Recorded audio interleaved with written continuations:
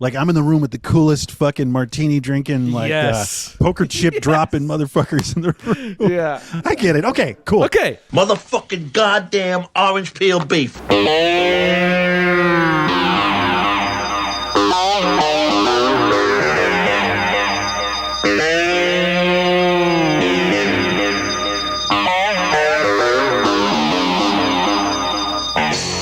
right, everybody.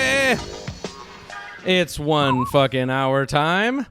Of course, it's the show where we normally talk about one movie for one fucking hour, but this time we're doing something a little different. I am Evan Husney, and we got in the house, as always, Big T, Tom Fitzgerald. What's going on, Tom? Hey, man, I'm feeling guilty and I'm ready to go. Let's do it. I plead guilty. Guilty as charged, man. Yeah. All right. We got to my right, of course, welcome back to the show after a brief week hiatus. Welcome back for a very special episode. Thanks for pulling me out of detention, you guys. I appreciate that. I know I had to sit the last one out, but thank you for taking my apology and letting me come back. So appreciate that. We came to terms with Mr. Marcus Herring. How's it going, Marcus? Welcome back. Doing good. You know, I think tonight's going to be one fucking humiliation after another. That's what we could, I hope subtitle so. this episode. Let's hope so. That's what I'm hoping for. I can't wait. Best case scenario, right? So what are we talking about? Well, we are talking about what we're doing for this week's episode, which is one fucking hour on our guilty pleasure movies. So this is going to be fun. It's kind of in the spirit of several weeks back for our episode 50. We did one fucking hour on movies we hate, where we just kind of went around the table, picked one film, and just kind of went to town on why we fucking hated that movie. It's a great episode. I highly recommend it. But this time we're doing something a little different in the same vein, where we're talking about the movies that we're embarrassed of, the movies that are guilty pleasures, and so on and so forth. But let's I think before we get into this, guys, if you can humor me, I think we should, because when we came up with this idea to do for the show, there was a little, disagreement or of terms or parameters. Yeah. So maybe we should define them before the clock gets turned on, because I think that's important for the listener. So I just have a quick little thing I'll say about how I define a guilty pleasure, and then you guys jump in, feel free. Do we have a dictionary definition? Oh, yes. I should look that up. Yes, of course I do. Okay, yeah. Good call. So, according to the Oxford Dictionary here, a guilty pleasure is something such as a movie. As a movie, that's the first example. Such as a movie, television program, or piece of music that one enjoys despite feeling that it is not generally held in high regard. And that's a pretty good, concise, bullseye, easy bullseye understanding of that. But for me to get even more granular, it's that, to me, a guilty pleasure should be something relatively mainstream, right? Like something that's overexposed. Right. It's hard to have a guilty pleasure of something really deep cut, I feel like. But I think the main visual here is that it really gives you comfort. It's like comfort food. It's like snuggling up with a bag of, mint Milanos, and you're just, going to town and hey, see, it already started. Exactly. And but also with the key pizza ingredient, bagels. Oof. Yeah, exactly. Really? Totino's. Next right, one is guilty food. That's well, it's like I could enjoy it, but I just wouldn't want anyone else to see me watching it, right? There you go. That's the key ingredient. We're on the road to nowhere here. These are the movies that you do not want someone, if someone walked in the room while you were watching, right, you would feel embarrassed and possibly walk up and change the channel and be like, I don't know what I was doing. How quickly would you race to the stop button? Or the space bar, the clicker. Like, how quickly would you race to just mute the volume? So they walk in and you're just watching a blue screen that says stop on it. Yeah, I'm watching my screen. Goddamn TV's something's wrong with the TV. Yeah. Hopefully we all cross that line with our picks. But because that seemed to be what we were discussing was the measure. Yes, of course, but also deep down there is something about it, despite all that, right? With the Bolanos and the being embarrassed, it feels right to you. deep Yeah, okay. down in an honest Yeah. way. When you Yeah. look in, you can look at yourself and say, deep down it feels right to me, but I might not want everyone to know that. So If that's loving kind of you how is I feel. wrong, I don't want to be right. Right. Yeah, there's a little knowingness of shame. There is a little awareness of a little bit of shame, I think, is involved in this. But, where you're sort of upending expectations of what you're, supposed to like, Yeah. So anyway. Yeah. And we also said there's no like not trying to we excluded movies where you're trying to be cool and pick something or something where like 40 years ago someone might say like, oh, I like Plan 9 from Outer Space, it's my guilty pleasure or something, and that's like liking bad movies because they're bad or whatever, that doesn't count. That doesn't count for this, right? Right. You can't like it's not like a cult. Like, to me, I don't think there should be really a cult around any of these movies. There's no fandom. There's no underground fan base for these movies where they've been appreciated ironically or in a different capacity. Right, yeah. This is right. There's no irony in this. Go ahead. You gave Or a even really good morbid measure. fascination with how just a morbid fascination on its failings. Like crazy scripts that don't make sense and weird cinematography. Like, I think that all of us are going to be picking films that are made professionally, like without any kind of kind of like cute hurt elements. Like they're not hurt films. I don't think we're going to be getting into anything like that. Right. No, not at all. Marcus? You had a good measure for it, Evan, that I tried to keep in mind. It was like would this movie play as a midnight, or it couldn't play as a midnight somewhere, right? Totally. So yeah. Oh boy. I'd always keep that in mind when I was going through my list. As we're talking right now, I might be changing one of my picks because it's brutal. Ooh, I'm looking at it right now. That's got to be your first one, actually. I'm excited. No, I think Main event. I've got two strong ones, and then I'm a little like, what is my third one? And we also just let's get started. But we're gonna have some honorable mentions. But I am kind of going commando here in my third pick, my final pick, because I just haven't quite settled on it. But like, boy, there's this one. I'm excited. That it would be demented if there was a midnight movie called for it. It's like, what? Well, so anyway, that's like my new measure. Sorry. Yeah, I mean, let's do it. Let's start. I would say we're surprising each other. We don't know our picks. We gotta mention that we don't know what everybody picked. So yeah, I have some ideas. I have some theories on what you guys might be picking, just based on previous conversations. Sure. For the most part, I don't know what you guys have brought to the table. I also will say, just on the midnight movie thing, one last little detail. Let's get the show on the road already. I'm not confident like that all my picks. Some may play oddly enough, as a midnight movie, but not as a sincere midnight movie. I don't know if that makes any sense. So we'll get into that, but let's get the show on the road. We're talking episode 61 of the show, 1 fucking hour on our guilty pleasure flicks. All right, I'm going to start that clock. Mama, sweet baby. What is that, Magnolia? You were gonna give me that cherry pie, sweet mama baby. Yeah, sweet mama baby. Sweet mama baby. Okay. All right, I'm sorry. All right, here we go. I'm going to start the clock, and as tradition on the show with one of these episodes, it's going to be Marcus that kicks us off. So, of course. Boom. All right, Marcus, go ahead. Boom. I'm gonna come out guns blaring. I'm gonna say it, and then I'm gonna explain, I guess. Okay, so just breathe deeply. Just deep breath. I'm embarrassed already, but I'm gonna say 2001's Bridget Jones's Diary. Oh, okay. Ooh, okay. I thought you said 2001: A Space Odyssey. I was like, yeah, I know. Like what? Oh, it's been right. No, what I realized going through my list was like, I think I'm a Richard Curtis fan, like closeted. Okay. I think I had a hard time narrowing down which one to pick. I was like, I like Four Weddings and a Funeral, but that's a little too indie, I like Love Actually. We've talked about that before, but that's kind of a Christmas movie, so it's excusable, Wow. But I felt like there's no real reasonable defense for Bridget Jones's Diary. I feel like there'll be a lot of, I mean, I shouldn't like it. There's not, there's rom-coms I felt like might feature a lot in this, so let's get one out of the way. But ditto.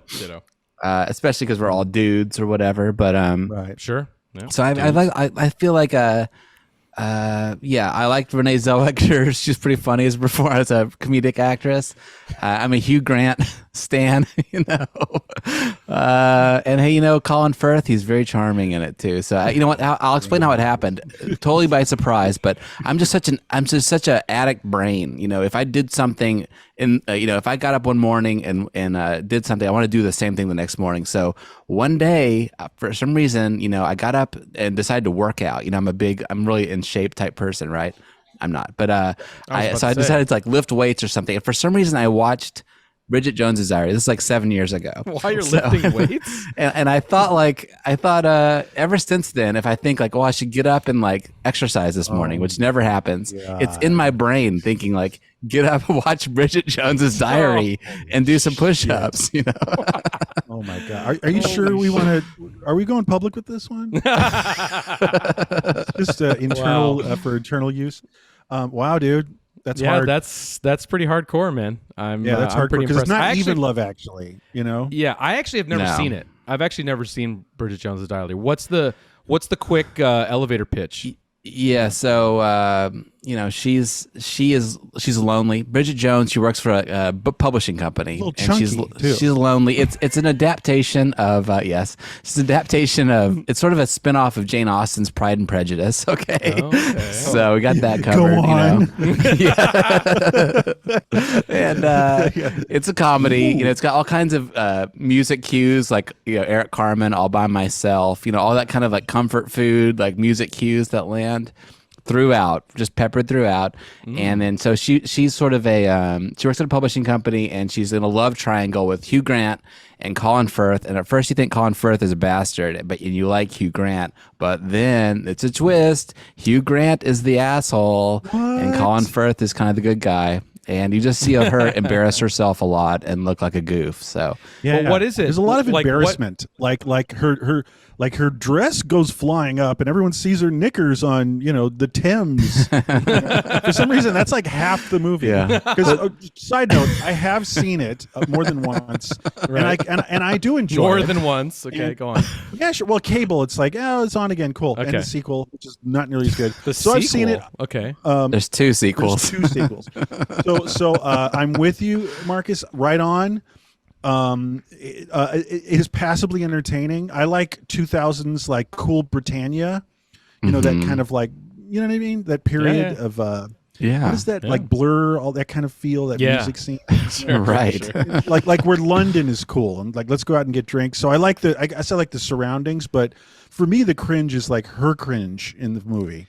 Which is like, oh, my pantyhose ripped and everyone saw it on the webcam. Like that's like really a lot of this movie. Marcus, right? Yep. But let me ask one more question. What is it, if you had to put your finger on it, that really makes it pleasurable in a guilty I think it's like what Tom says. It's like chasing a feeling. It's chasing that 2001 English movie feeling, and it's tempered enough for America. They put an American actress in it, like Sliding Doors. They tweaked the formula a little bit. Yeah, hey, I thought about that movie too. Actually, but yeah, no, I think it's just the overall feeling, because there's nothing specifically like amazing about it, but I think it's just chasing that it's nostalgic on some level, but it's nostalgia for a past that I didn't appreciate at the time.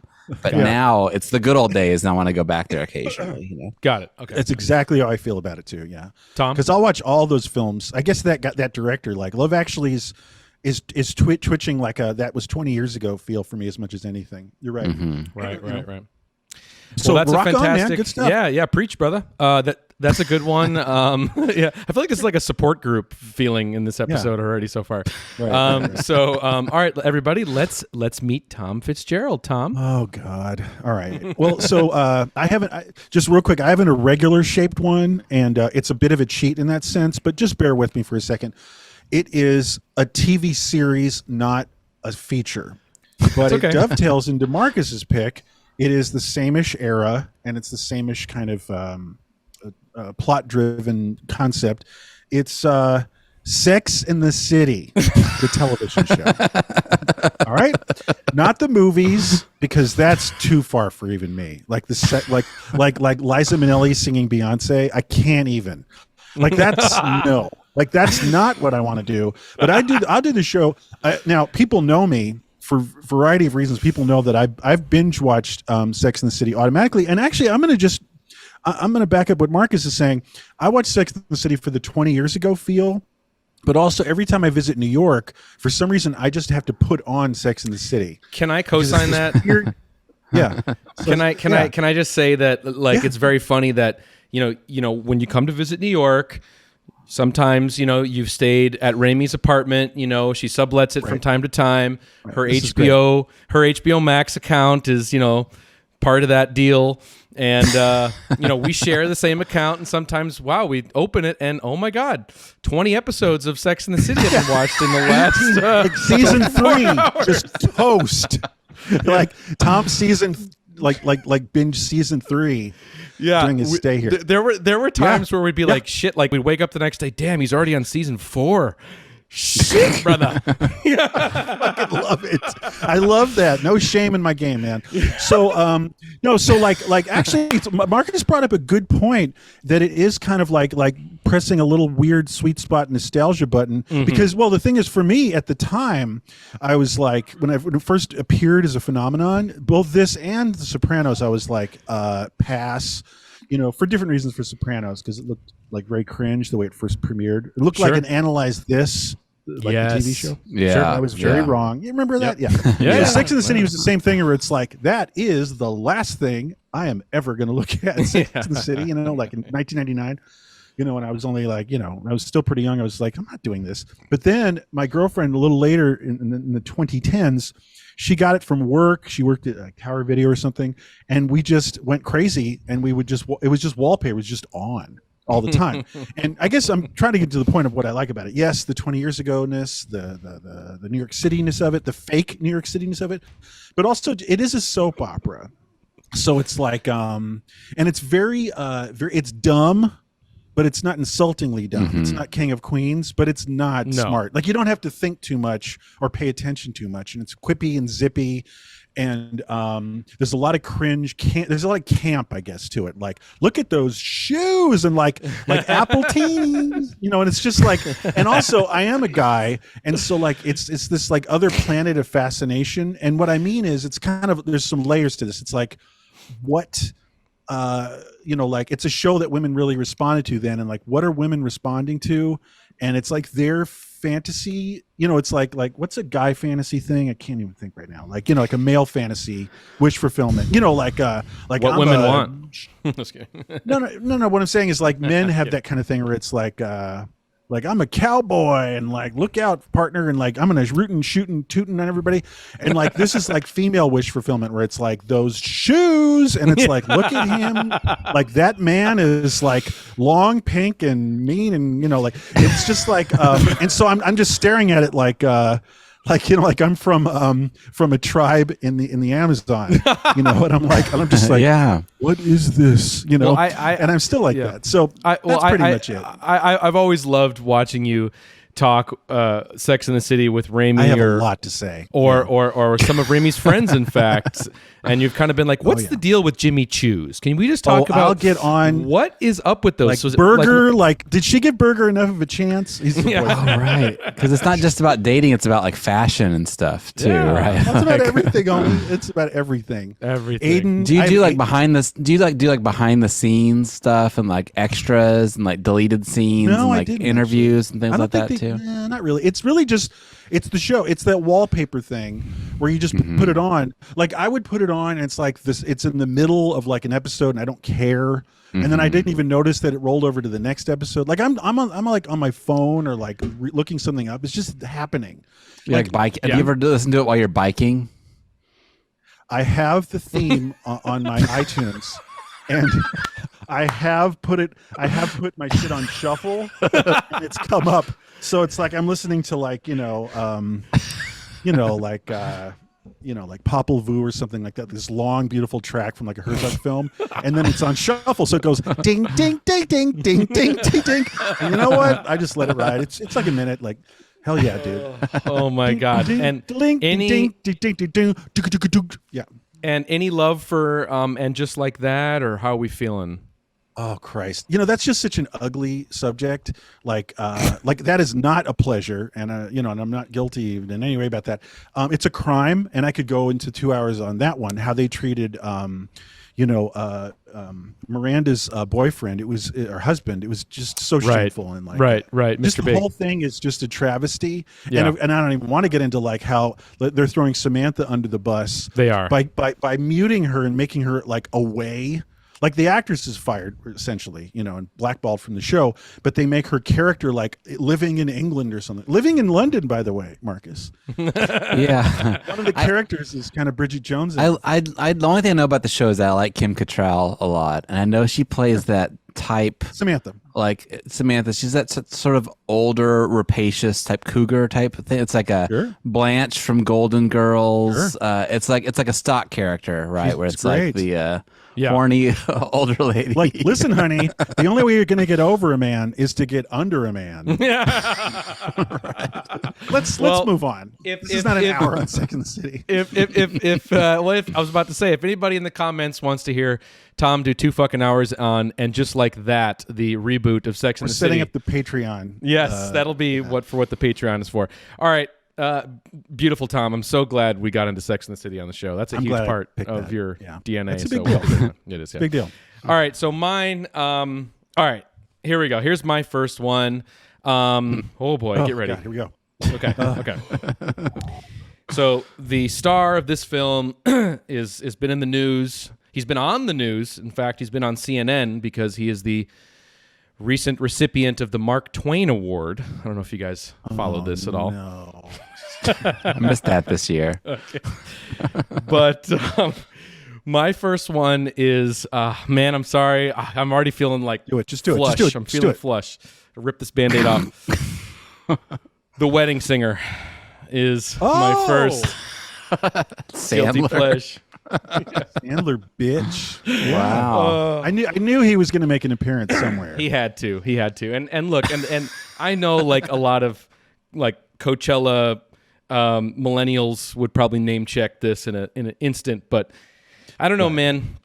I don't know what it is about this movie, really. Like, I actually rewatched it in preparation for this movie, for this one fucking hour. And dude, I don't know what it is. It happened. It happened when I saw it in the theaters.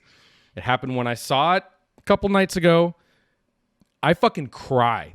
This movie makes me fucking cry, and I don't fucking know why. It's so cute. It's so adorable. And it's honestly, like, it's not like, cry laughing, like cry emotionally, like tears, like actual, just like. Hey, Billy Idol gets it. Yeah, Billy Idol's in it. Hey, that's man, an that's inside not joke. right. Yeah, I know, right? Yeah. All right. But man, like, I don't know. It's fucking cute, man. Let me try to break it down. For me, I think it really is about, like, a lot of it's Drew Barrymore, right? For me, like, I mean, this is a rom-com essentially. We knew rom-coms were going to be what's going to be on this thing here. Yeah. For me, it's like I find that both the real personalities of Drew Barrymore and Adam Sandler are shining through in this movie in like a real way. It's probably the first movie where Adam Sandler isn't like annoying and screaming like shabba dooby doo dooba dabba shabba doo, and he's more like himself, like who he probably really is, Yeah. And Drew is like so sweet in this movie. I think it was really like probably came at like the right sort of like coming to puberty moment for me, or whenever, like where I was really starting like to form like a romantic side. And I think this movie really just hit me at that right point. And she's super sweet in this movie. I mean, she is idealistic. She's written that way, from a male perspective, but I think she is also real. She's super real in this movie. And yeah, like obviously was a super crush, for me. And in this movie, you just want to see them fucking together. You want to see these two people come together. She's with the asshole, in this fucking movie, and so was he. Yeah, and so is he. And Adam is like this, he's a likable guy with a big heart. He's super sweet, big heart guy.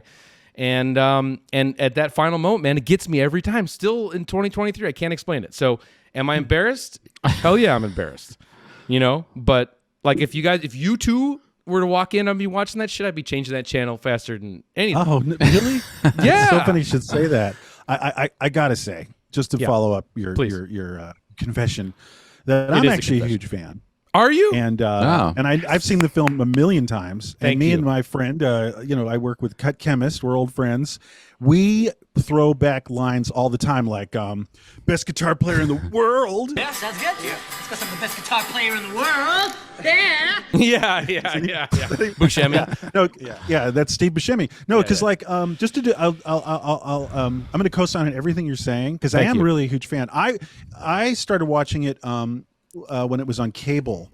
And I just was always like, oh, I'm watching this again. I guess it was on cable constantly for years in the late 90s. Yeah. So everything you said, I agree with you. But also, like, there's some things where he gets some street cred. Like we were just saying, Steve Buscemi makes a very funny appearance. Robert Smigel's in it, and he's very funny. So funny. And it's just very funny. And like, it is funny. But I think it's like actually a good comedy. But his performance is pretty good. Like I remember.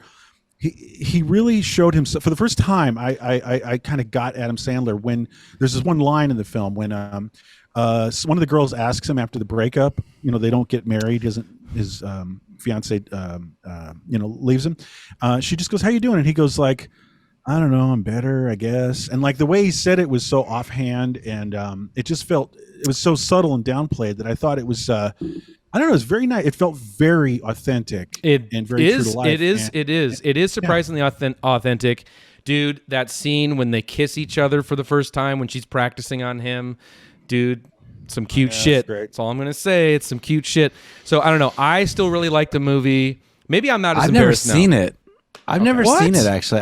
Wow. I only know two things about it. I know that every kid in high school had the CD, like soundtrack or whatever. Yeah. One of those soundtracks like Pulp Fiction, like everybody had that soundtrack, really? or like Reservoir Dogs, or so you raised everybody, Huey Lewis, Dazed and Confused. Everyone was just like that stack of.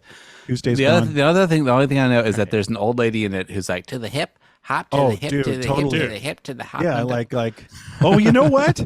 This old lady is going to appear twice in this episode.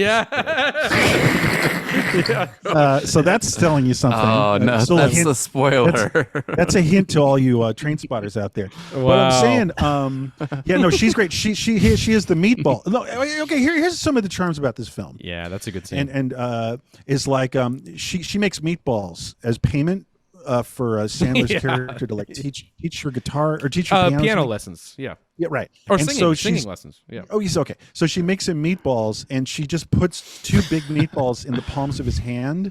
Yeah. And it's just like they don't cut to it. It's an insert shot. It's just sort of weirdly happening on the fringes. It's good. Great. For somebody who's never seen that movie, Kevin? it sounds like you're just making it up. No, it's No. everyone there's watching a this lot has seen more. it. John Yeah. Lovitz is funny. It's fucking. It's good. Shit. No, but It's good also shit. I like the story, and she kills it. Like she's, And like the dichotomy between that terrible fiance who does ditch him and her. It's just like that is a movie made by a guy. Or no, guys, totally. because like yeah, no, totally. But that's fine. Whatever. I think it's a guilty pleasure for me, mainly because I get so emotional during it. Yeah. Wow. Okay. I mean, really, it's not just laughs for me. It's like it really hits me in like a romantic, sentimental area that I can't quite explain. All right, so that's my number one. Okay, Marcus, I'll back you up. Thank you. Hit us with your number two, brother. God, it's so hard to narrow down this list. I know. It's really hard. Okay, well, let me throw one out. If it's not embarrassing enough, I have a backup. Okay. Okay. Sure. Okay. So, Preach, brother. So, 1996, Beautiful Girls, directed by Ted Demme, and it's starring Matt Dillon, Timothy Hutton, Rosie O'Donnell, Martha Plimpton, Natalie Portman, and Michael Rappaport. Oh God! And it's it's one of those movies that I've never seen it either. It's okay. Maybe it's too obscure then. It's like sort of an independent-ish feeling movie. It's like on the hot and the heels of like the indie 90s, It's Ted Demme. It's Jonathan Demme's nephew directed this movie. So you can tell that whoever wrote it, it's like his story of going back home, But so this guy, he's a piano player, kind of an alcoholic type dude. He goes back home to his small town. It's like a snowy upstate town, and sees what all his old buddies from high school are up to. And there's all this sort of drama that's going on between this person's wife's leaving them, this guy's cheating on her, just go checking him back home. Mm-hmm. It's not like a comedy. It's like that independent like drama thing, but that it's funny. It has funny parts to it. But there's some unforgivably cringy stuff in it. The reason I like it is because it's like a guy going back. I'm from Montana. It's like snowy. It's like going back for Christmas. I think I saw it and made some sort of connection there, Right. But it's like, so there's a couple unforgivable things. There's one that's that he's got this weird relationship with Natalie Portman. The guy's like in his like late 30s or something, goes back, and she's like a 12-year-old neighbor. What? And she starts saying that she wants to marry him and stuff. And he's just sort of like treating her like, oh, that's cute or whatever. But it's a little weird, it's like the tone would not fly today. Okay. There's nothing weird. At the end, he just, he's like, he treats her with, nice, kindly, because he can tell that she has a crush on him or whatever. But she's also super cute, so it's like you're a little bit like confused what the message is. You know what I mean? But so he basically like, lets her off easy and like nothing weird happens. But it's sort of a weird tone for today. Is this a movie that you revisit, frequently or? Yeah. I've seen it a bunch of times. I don't know why. I think I watched it at my sister's house maybe, or like, something happens where somebody doesn't have the same taste as me, like an old friend or something will like force me to watch something, and then it becomes a staple. Like Fight Club is like that, and I almost mentioned it, but I felt like that could play as a midnight movie. No, it has. I actually like Fight Club, but I hated it when it came out. Because I saw the billboard that was just the stupid carved soap, and I was like, I don't want to watch that stupid movie. But then, like years later, someone made me watch it, and I was like, I kind of got into it. So I mean, there's a double dose of cringe. But I think the Beautiful Girls, the other unforgivable part, Michael Rappaport has this like sort of, the line of the movie is like baked into the script. That part where someone in the movie mentions the line, like the title, and it's like this long meandering monologue that he gives about there's like all these pinups on his wall. He's this loser guy who can't keep a girlfriend, and he's got all these models on his wall like Elle McPherson and Claudia Schiffer or whatever. And he's got this like monologue where he's going like, look, it's about the beautiful girls, it's about the love of a beautiful girl, and then he's got this sort of meaningless meandering speech in the middle of it. It's delivered by Michael Rappaport. But you like this movie? I'm confused. Yeah, wait, I'm getting confused. Are you don't like I'm this? just saying that's an unforgivably cringe moment. Okay. You know what I mean? So you're afraid to still admit that you like this movie. Well, no, I do like it. I'm just saying that like, I do like it. It's a guilty pleasure, but I'm just saying like there's reasons to not like it. You know what I mean? I got it. It's got Rosie O'Donnell in it. Yeah. You know what I'm saying? So like, say no more. Riding in the bus with my sister. I wish I'd seen it. I don't have any insights. Yeah. That was a risk I took, but I did bring up Fight Club, which is there you go. Yeah, I like. Hey, I know Evan hates that one. I saw it in the theater when it came out. That's not true. I don't. Good old time. That's not true. Oh, really? I thought you didn't like it. No, I don't hate it, but it's cringe. It's mega cringe. Fight Club? To me, yeah.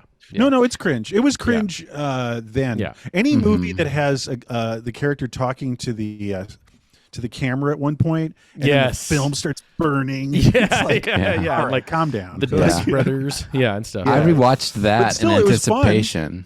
Yeah, I rewatched that one in anticipation, and it felt like there's a little bit of like the politics post 2016 are so different too that it feels different watching it. That's where Snowflake comes from. They feel like Proud Boys or something. Oh, really? Is that where it comes? The word snowflake, the modern vernacular comes from. There it goes. Yeah. A line from the book in the movie. Yeah. There you go. No, it's true. The politics are so different. It's very different. It's very true. All right, so a little double dose there from Mr. M. Interesting. I actually want to see it now. So I'm moving on with Tom's number two. Tom's number 2. Go ahead, Tom. All right. Okay. So here we go. You want it. You love it. Patch Adams. Oh, that's right. The P to the A. Patch Adams, 1998. Robin Cringe Williams, and this is a second Robin Williams appearance from a film of a certain kind of curiosity I have. The last one was Jesus Christ, Fisher King. Right. Okay, so Patch Adams, right? I'll just frame it slightly. It's unbelievable boomer sentimentality. Yes, just maudlin, and it depicts a true story of a real guy who was seems like he's actually a pretty cool person, like a baby boomer guy who had this different idea about caring for people and saying that like their well-being is not just through medication and surgery, but through like having a laugh. And he would like act like a clown in a children's sick ward. The guy Patch Adams, right? But this film is just horrifying. And I read about the real Patch Adams, and it diverts completely. And basically, it was just made up out of whole cloth. It's not really about the actual man in his life and his philosophy. Even it's just about it's a 1-2 punch of boomer ultra cringe, which is the maudlin sentimentality. Just like looking into the eyes of children and smiling and like understanding nods.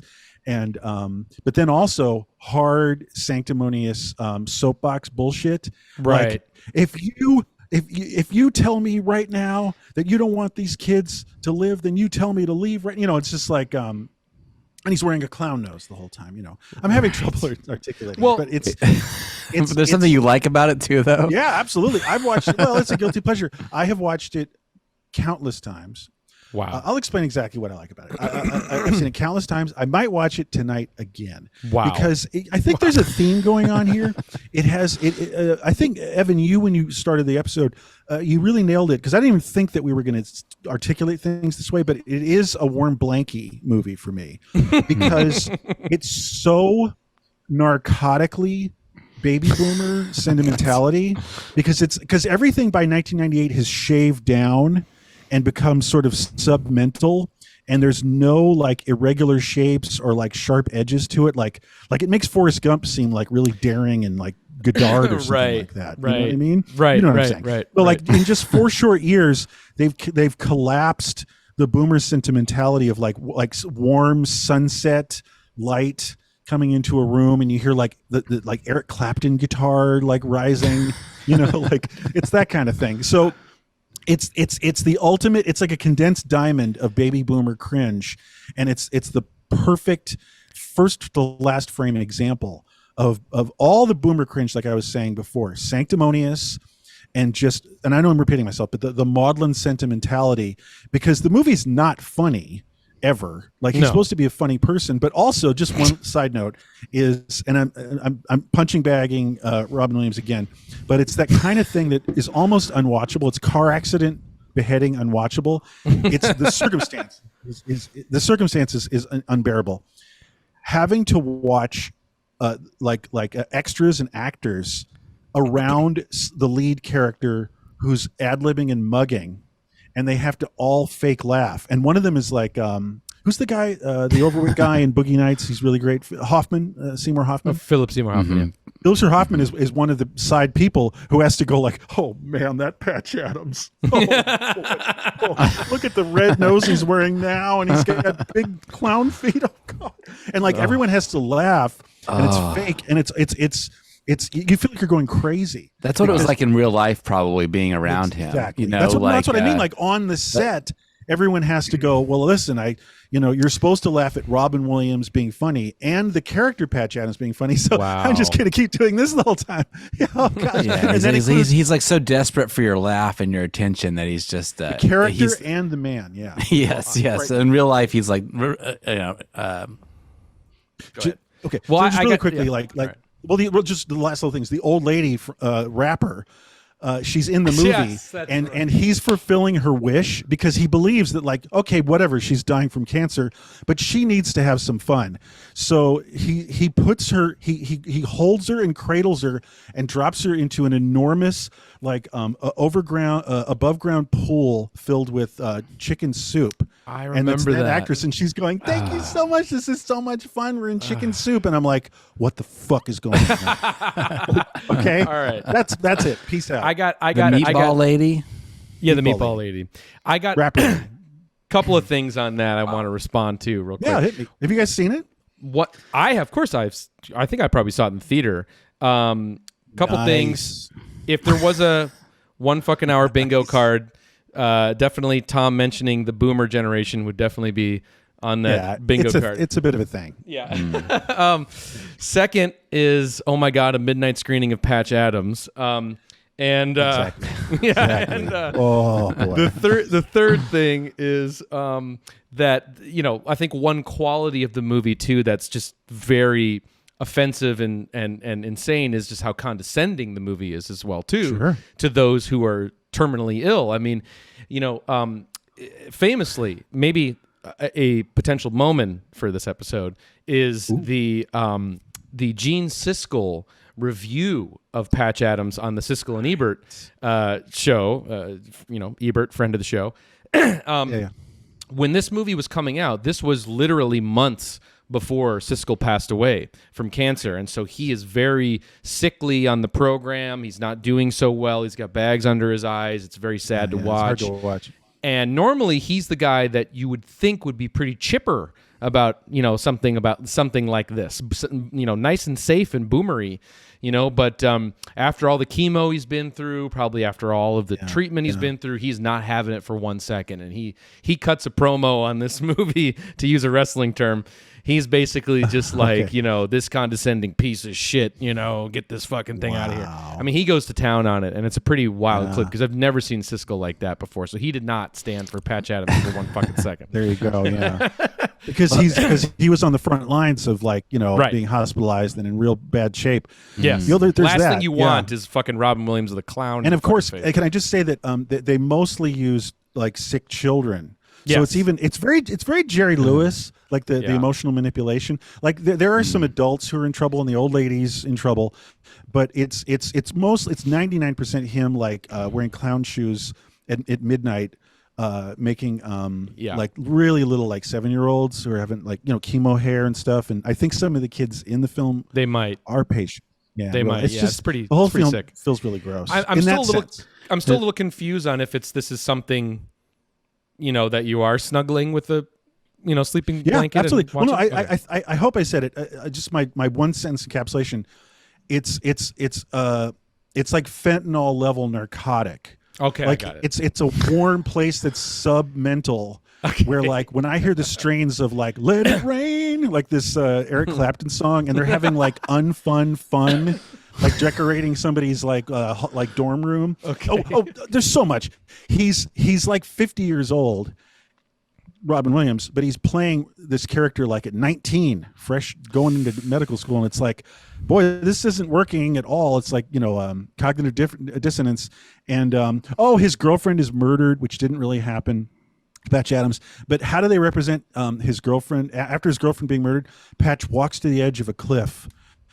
Contemplates suicide, but then Patch is visited by a little butterfly that rests on his fingertip. It's that kind of thing. Okay. And it's so much. This is all I'm going to say then, just to encapsulate it. It's that narcotic, but it's so extremely what it is that it's morbidly fascinating. I got it. Okay. And it's pure. It's like pure, uncut, unstepped on boomer hell.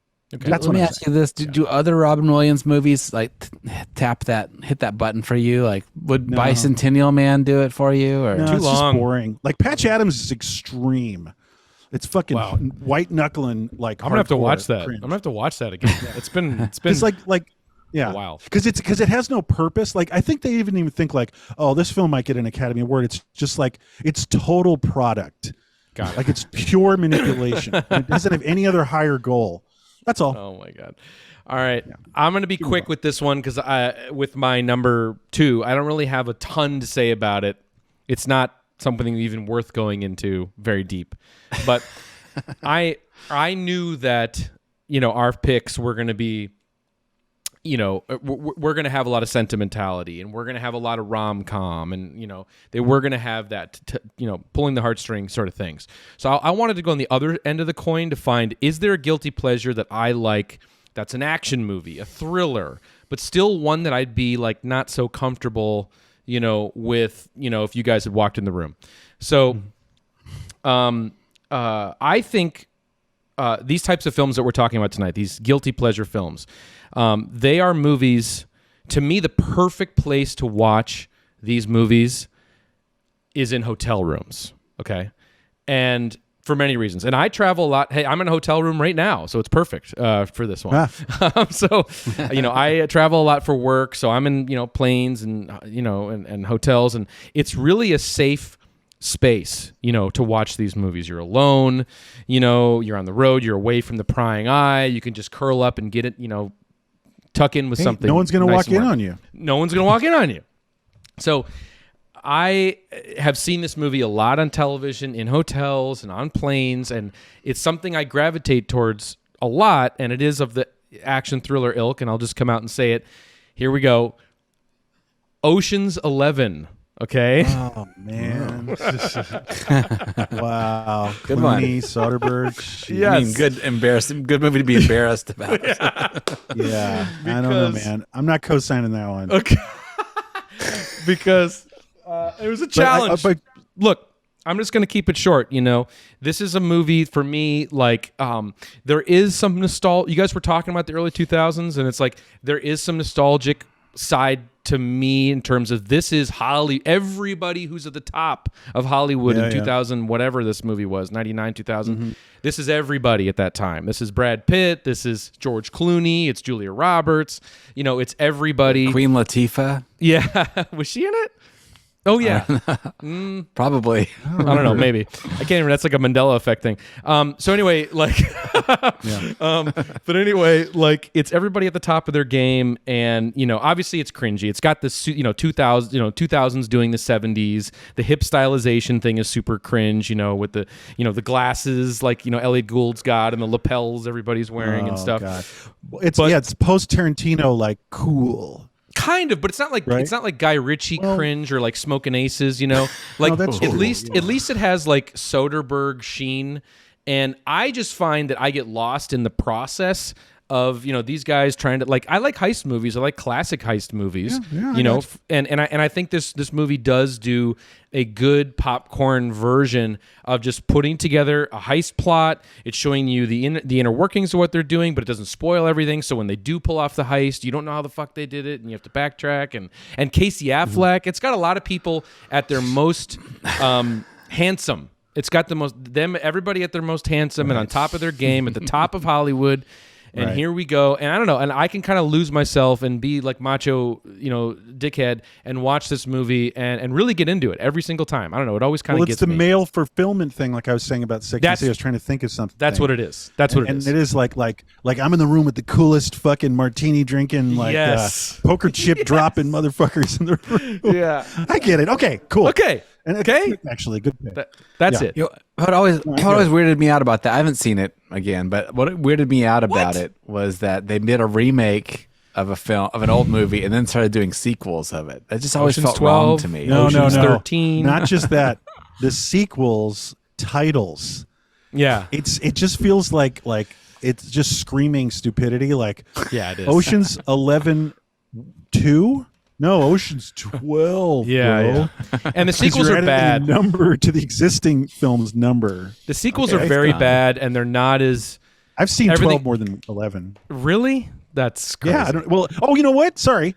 I've seen 12 a lot because I used to tour more years ago, and there was a very tour bus title. See? Ocean's 12 was always if no one could pick a film, they just let's throw in Ocean's 12. That's what I'm saying, man. It's these are good on the road. You got to be on the road for this shit, boys. Yeah, good call. All right. Okay. All right. Marcus, hit us with your number 3. Oh, shit. Okay. Oh man, I want to cheat and stick more in. We should do a lightning round at the end or something. We're going to do honorable mentions. We will. Yeah. Yeah. Okay. Give us a big fat juicy one. Okay, this one's really bad. And I don't. This is tough. Okay, and if this doesn't count, I'll throw out another one. But 2001. I don't know. I have no idea. I bring this movie up all the time. I was going to mention it. I hate it. I love it. I don't love it, but I am interested in it for some reason. Vanilla Sky. It's so. I don't know if it quite counts as irony or sick fascination. Could be a part of it. I've seen it a lot though. it doesn't make me feel emotional, but there's some sort of, it brings some feeling up. So it's Cameron Crowe, who definitely punches some button in my brain, Almost Famous. I almost brought could have that been one. movie up. I was hoping someone was going to pick that. Yeah. But go on. Yeah, it's definitely up there, except for it's a rock and roll movie, so it's kind of excusable, This movie is like, it tries to be a rock and roll movie, but it's super cringe. Like he's got a smashed Jimi Hendrix guitar like mounted on his wall. Like the Monkees Porpoise song. Yeah, it's got lots of that band Spiritualized or like Sigur Rós doing the soundtrack, It's got it's Tom Cruise, and he plays a super wealthy guy who gets into a car accident and then has there's some miracle cure that gets offered, and his face gets fixed and everything, his life goes back to normal, or everything's good. He gets the girl, Penelope Cruz, and then weird stuff starts to happen, and it turns out that it's all a dream. He's in some sort of like futuristic cryogenic state where he's like dreaming, and I think that might be the part that is interesting to me, is that like, I like dreaming. I love my dreams. I dream like they're movies, and I get lost in them sometimes, and I write them down afterwards. And I think that this movie it's a remake, but it almost plays like Cameron Crowe had a dream and wrote it all down, and I think that aspect of it is kind of interesting. But it's so over the top, and he tries to make it cool in all these really lame ways. Yeah. And the original movie, Abre los Ojos, which I did see maybe even before this one, was like a Spanish or Chilean or something sci-fi movie that's the exact same plot. Penelope Spheris might be in that one too. I think so. Penelope Cruz. Cruz. Sorry, Cruz. Penelope Spheris. I think. She's amazing in it. Penelope Cruz, I think, is in both. But I don't know. There's just something. It's like Tom Cruise is over the top.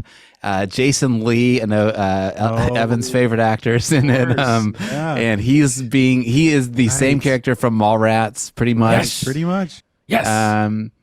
And it's I don't know. I think I think it's just the try hardness of it really is grating. There's on like the multi-million-dollar level of try hard. Trying to stick in like Bob Dylan album covers, and I gotta watch this again. It's I gotta watch this indulgent. again. Yeah. It's very indulgent. It's long he was as coming fuck. off some major success. Just like like it's one of those. It's kind of one of his magnolias. He's had a few, but like it's that thing where right. He's like he was King Should Have Fucked Mountain for a while, like right. Jerry Maguire, and then the rock and roll one, whatever, was a beloved hit too, did well, and then he was like, well, if you like that, guys, look what's coming next, and he decided to just take some chances, obtuse, and he definitely face planted, Yeah. So I complain about it a lot. I've seen it a lot though, and if for some reason I go back there, I have no idea why. It's not like it's not really like this is so bad I'm loving it or whatever. It's because it's not even. It's not that bad or that good. Yeah, I think the warm blanket comfort food is like a really, for all of us, like a surprisingly sort of a through line. It's more complicated too, maybe, than what we initially thought. All right, I think we got to pick up the pace a little bit if we want to get everything in. So Tom, just be mindful. No, it's not you. Okay. It's all of us. We've been indulging. No, yeah, Tom, totally. Yeah, it's true. Number 3. So all right, I have to change my. Well, I'm not changing.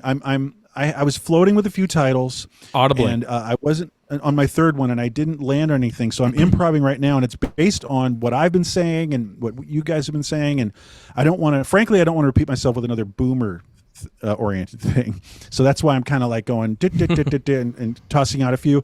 But we could circle back and do a recap of honorable mentions. So I'll pick one that actually, I'm being honest, like I do enjoy it. I've watched it many times, and it's embarrassing. It's Limp Bizkit's Fred Durst directed The Fanatic. Yeah, I had a feeling this was going to come up. Nice. I should have predicted that. Fuck. Nice. What? I should have predicted that.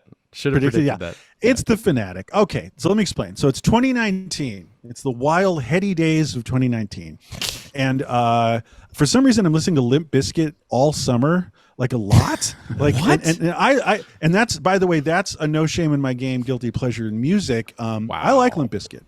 Wow. Like, Okay. unironically, I know, and you're not supposed to for like for every reason. Like if you like metal, like no, and then if you like good rock and roll, no, and just everything, good taste, no. Like their latest album's called Still Sucks. Limp Bizkit still sucks. They hate themselves, and I'm like, so anyway. So I like Limp Bizkit. It's just, I just do. So, so then the year's ending, and it's like I'm keeping up on Fred Durst news on YouTube, and like watching him, get asked questions in a parking lot and stuff. And I'm like, he's like, yeah, it's coming out, Fanatic, and I'm like, what? His second film? I never saw his first film. Yeah. It's like, and then I look it up and I'm like, oh my God, it's John fucking Travolta. And he's got this like really like aggressively, intentionally like cringe, like loser haircut. Where it's like, the sides are like, like getting like shaved here. Yeah.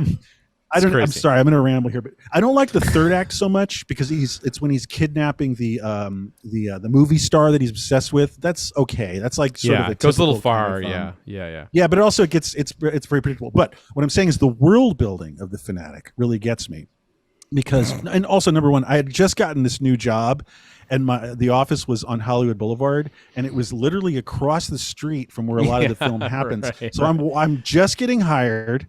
And I'm just watching my work, like the window where I work is like in the background of him. And just to give you one example, so this guy is a big fan of movies, and he waits autograph in line, hound, right? Like, kind of like a. He's absolutely. He's an autograph hound, and he's like staring and waiting nervously, like for the person in front of him chatting with the movie star, and he's like, yeah, hurry up. And it's like, this one, I got this. This is the belt buckle that you wore in the second episode of Light Star 3, or whatever, like all this minutia. Yeah, all generic, like gray label. He's one of those guys. Yeah. But what I really love is that it's very stupid, and Fred is a real, pretty dumb kind of, but he's like a fun dumb.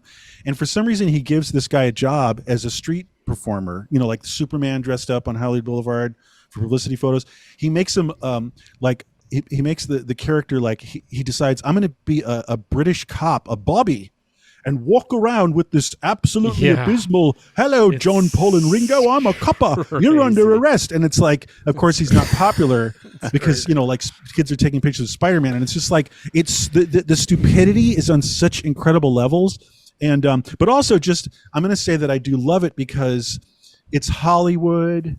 It is kind of like tapping into some real shit. I'm sure Fred has some real experience with like scary fans and stuff. So, it does tap into, he is an archetype, and he actually, I'll defend Travolta, he does a pretty good job of that archetype, who is truly a frightening, he's part of that tradition of like the frightening, fanboy. Also, it's the better film of the 1-2 punch of the late 2010s Travolta. It's better than Gotti. But as a side note, I also love Gotti. So it's for me, it's Fanatic Gotti. Yeah, Gotti's a good one. But he's we should say, he's playing somebody with some mental disabilities. He's special touched. He's playing on the spectrum stuff, and guess what? It's very insensitively portrayed. Yes, and it's used to make him a monster in a horror story. So it's pretty wild. Sick flick. Shit. It is sick shit. But I'm a fan. No shame. I love it. I haven't seen that one either. Oh man, film festival tonight, Marcus, for you. No, yeah, we haven't seen Beautiful Girls. Beautiful Girls and Fanatic. Yeah, Good good double bill. Pizza. Yeah, exactly. My little quick favorite Fred Durst little anecdote based on that film, I think is when Fanatic was coming out, I saw like a Rotten Tomatoes on the street interview, like one of those things you're talking about. And somebody came up to him on like a red carpet or whatever and was like, what are the movies that really inspire you, Fred Durst? Like, what are the movies you really like? And he's like, my favorite movie is The Bicycle Thief. Really? I love that. Yeah. That's what I'm talking about. He's a shamelessly dumb meathead guy who's trying to, like, for some reason become a director. An auteur, and something's happening. It's not good, but something winds up happening when Fred Durst gets behind the camera. Yeah, I love it. It's just weird. I got to see his first film. Oh, but, man. Anyway, so I don't want to take too much more time. All right, I'm gonna do mine quick and dirty here. So you, Marcus, mentioned, it's a rock, you didn't want to pick a rock movie because maybe there's something to like there with this, and all right, so I disqualified a lot of my GPs from when I was a kid, because you're a kid and you don't know what's right and wrong when you're a kid, Same. But I thought that this we forgot to mention at the top of the show, but it's true. This movie, though, I saw when I was, I think, 15. So I think that's the line when you're almost an adult. You should know better. So when I was 15, I was getting way into guitar. I was learning all the Zeppelin tracks. I was learning all the Ozzy tracks, and Metallica songs. I worked at a grocery store for an entire year to save up money to buy my first Les Paul Standard. Like, that's where I was at. I was on the internet. I was going on all the forums, looking up all the guitar tabs, and I was friends with people who were tabbers, and I also was looking, for the new metal news, all the new metal updates on the message boards. And I saw a posting that there was going to be a movie featuring a performance by Zakk Wylde. Okay. And my brain exploded because Zakk Wylde was my guy, man, when I was 15. Yeah. And the fact he's on the cover of every guitar pussy magazine from that era. Totally. I was all about that pussy. And so I'm seeing the fact that he's going to be in a movie. Holy shit! And it was called Metal Gods. Okay, was the name of this movie. I'm going to be the first person in line for that fucking movie when it opens. Okay, but it didn't come out as Metal Gods. It got retitled. Rockstar. Everybody look out. Rockstar is my third pick, starring Mark Wahlberg, Zakk Wylde, and the worst miscasting of all time, Jennifer Aniston. And I'm just gonna say this real quick. I mean, dude, I couldn't have been more excited to see this movie than any other fucking movie on the planet when it came out, because it was. I mean, dude. I mean, you didn't see, like, in the early 2000s people really psyched about, like, 80s metal, because we were entering Fred Durst land by that point. So I was really excited that this was going to be a movie for me, and I remember I watched it and was super excited. Yeah, Judas Priest. And the fact that it was also supposed to be based on Judas Priest.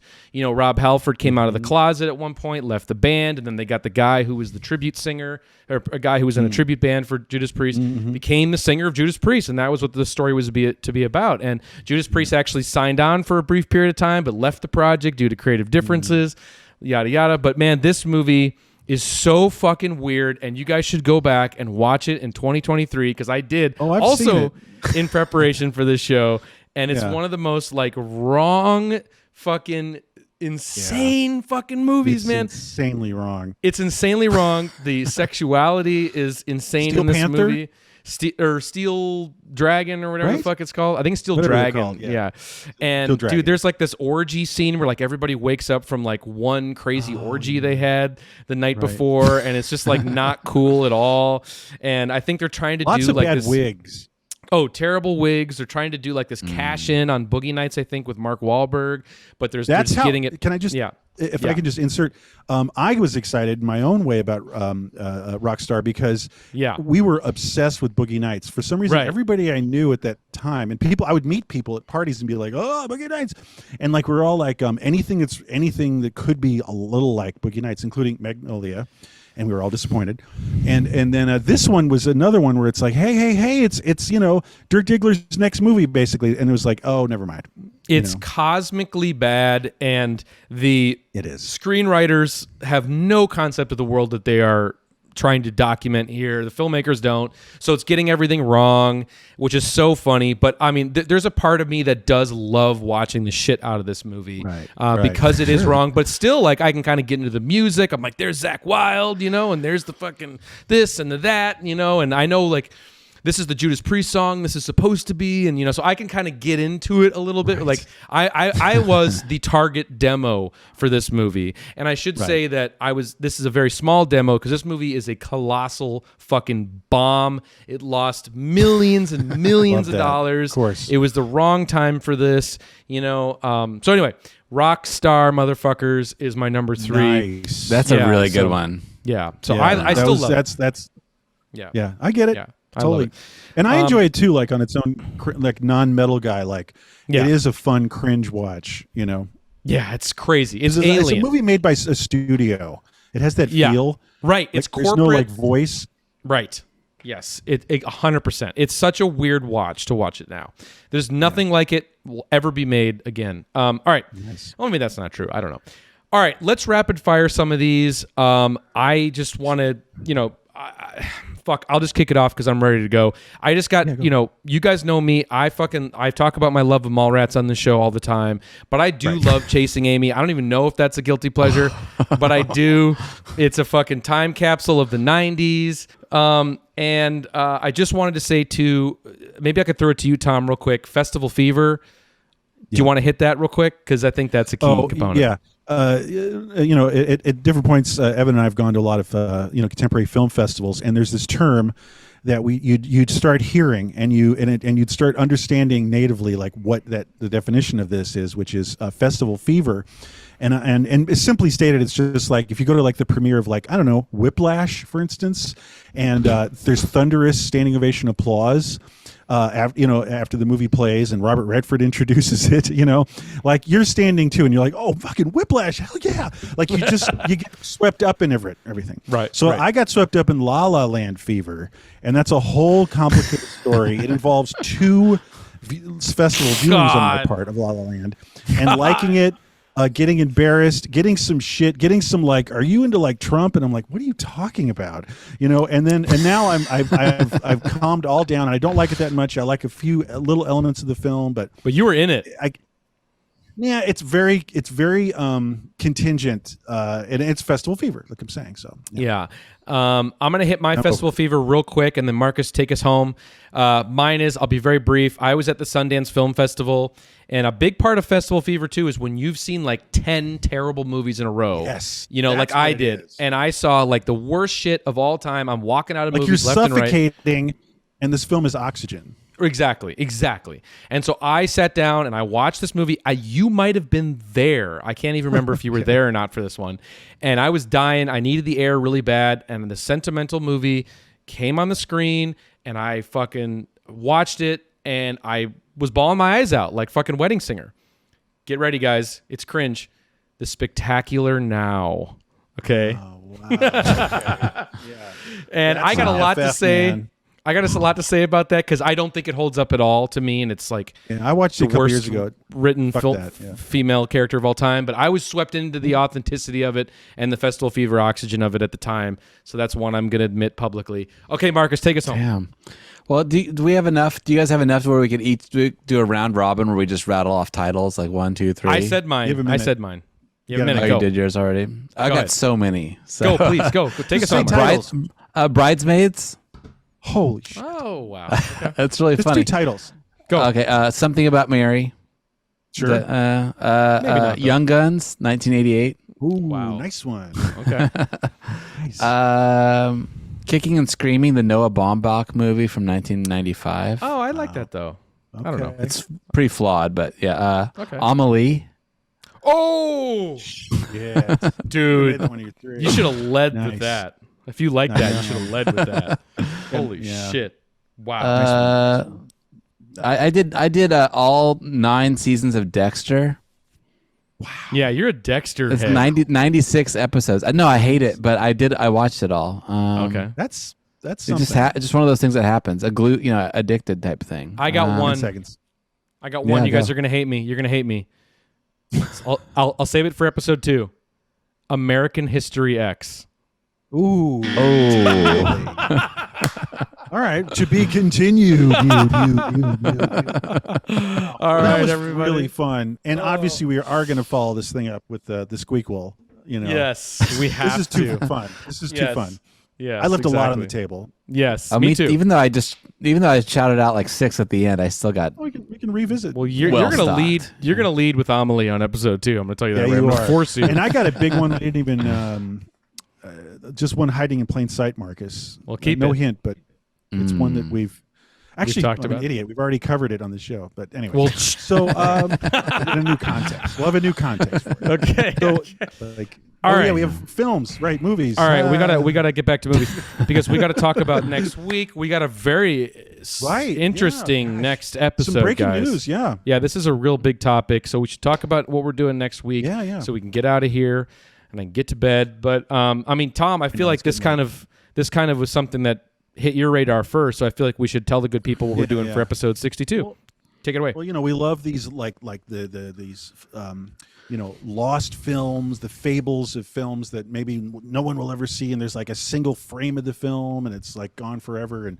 it's in legal hell. It's kind of a Grizzly 2 kind of level world of films, and one did just pop up, which surprised a lot of people, especially me. And we did get our greedy little hands on a video file in the dark web. We finally got our hands on it because I guess some court litigation held this movie up for like 2 decades, and It's crazy. imagine it's like I don't know who, but a bunch of guys who are probably pretty shady Israeli financiers, who I think one of them got in trouble for money laundering, subsequently might still be in jail, but they financed what they were hoping was a reboot of the Nightmare on Elm Street franchise. And I don't think they cleared all the rights to it.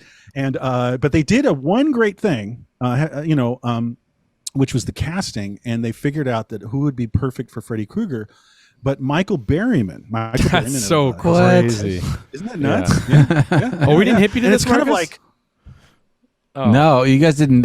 You guys didn't tell me about this. yeah. So there's So well, it was long rumored and fabled a lost movie, but it has surfaced. We have a decent quality copy we're looking at, and Michael Berryman in the 2002 Israeli-funded reboot of Nightmare on Elm Street. That sounds nuts. We'll talk up and down about it. Yeah, so we got a little. Yeah, we got a little advanced link that we were able to see. It's unfinished, so it's kind of like cobbled together. I think maybe the movie didn't get even finished, and they had to cease and desist or something. I heard or whatever. Yeah. But it's basically an unfinished thing. But it's Michael Berryman in the early 2000s doing Freddy Krueger, which is insane, cool. And the movie is insane. The way it looks is insane.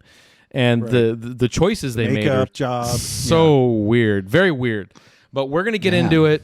So 1 fucking hour on the Nightmare on Elm Street reboot that was not to be.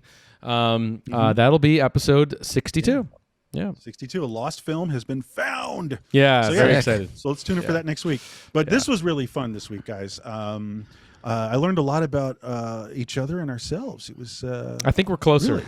I think we're closer. Very cool. Now. You know what? Let's do this. I again. lost all respect for you guys. Yeah, that's kind of what I'm saying. Reading between the lines. No, but we should have.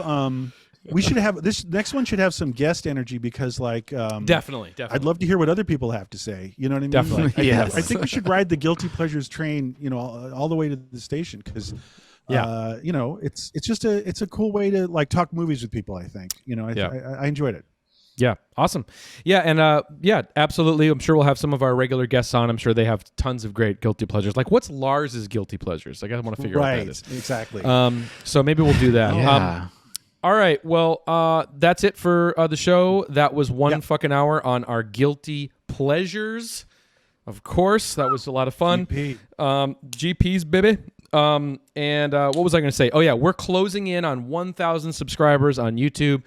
Get us to that goal because we're gonna. And I promise you, once we do, we're gonna unlock something very special. And I don't even know if I've told you guys this yet, but I'm thinking for once we pass 1,000 subscribers, let's do a live fucking stream. Let's do a 1 fucking hour live episode to celebrate 1,000 subscribers on YouTube. We're getting close. So if you haven't subscribed, hit that button right now. Hell yeah. Or if you're listening to us on Spotify or Apple Music or whatever, Apple Podcasts, head over right now, boom, to YouTube, subscribe over here. That'd be a big help. That's the best way to support the show. All right. So, but we can't let you go, everybody, without your moment of Zen. So, all right, everybody. Enjoy that. Enjoy the rest of your week, your weekend, and we will see you next week for 1 fucking hour on, I guess, Nightmare on Elm Street, Israeli financed 2002, whatever it was. Let's get a roll on. Michael Berryman. Wait. I know, it's going to be exciting. I can't wait to hear the real story behind this. All right, guys. Take care. Bye.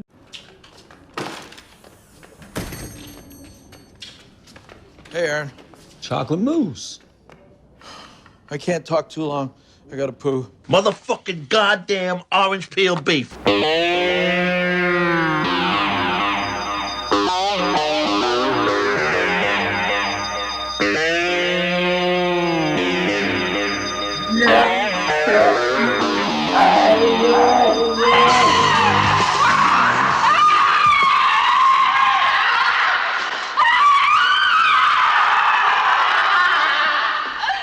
That was wicked, man.